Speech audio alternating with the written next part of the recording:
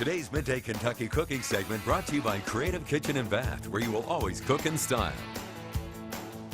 Welcome back to Midday Kentucky. Chef Allison Davis here in the Wild Time Kitchen, and we are making risotto today. It is one of my favorite dishes.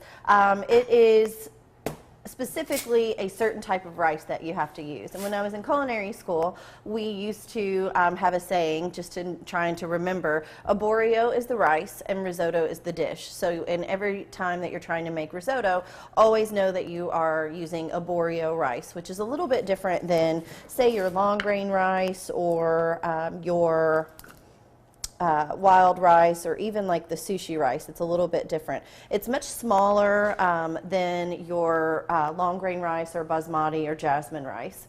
So the next thing about risotto is it's a process. It's a different stage. It's different in terms of how you cook it compared to just putting in stock or putting in water and letting your rice simmer and just letting it reduce. It's definitely a process. So that's what we're going to start with. We're going to start with a little bit of butter here in our pan because butter makes everything better.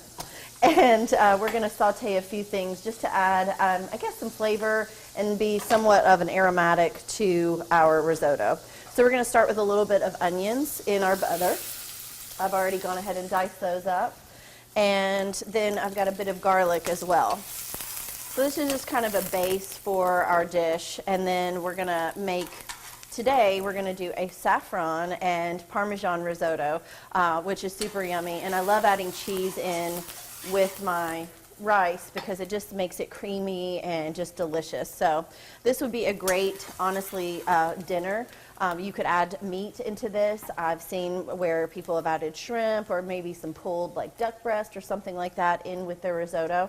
And this could be a one pot dish, fully complete. All right, so we've got our onions and our garlic, and then the next thing, surprisingly, is going to be the rice. I like to saute the rice. Almost helps to kind of like bloom the rice, if you will, to where you saute it and you kind of bloom it over the heat before you add in your broth. So this is kind of the next stage of the process. And then at this point, I'm going to add a little bit more rice in so you can kind of see what we're doing. At this point, it becomes a process, and you really have to kind of stay with it, because instead of adding the broth all at once, you do it slowly in stages. So we're going to take our chicken broth here, and we're just going to slowly kind of pour a little bit in. And then you're going to see how it will just start to absorb the liquid. And so you keep doing this in stages, adding broth little bits at a time and allowing the rice to kind of absorb it. And you keep adding it until you get the rice the texture that you're looking for. I'm going to go ahead and season this with a little salt and pepper.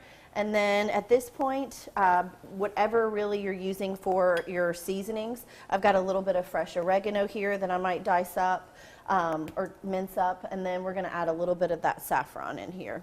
Saffron's going to also not only give it an amazing flavor, but it's also going to give it a bright kind of yellow golden color.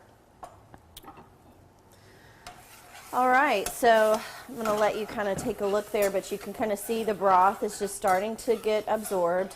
And so you wouldn't add any more broth into this until it starts to almost sizzle in the bottom of the pan again, and then you keep adding until you get that texture you're looking for. And then finally, what I'm going to add is maybe some roasted red peppers to go on top.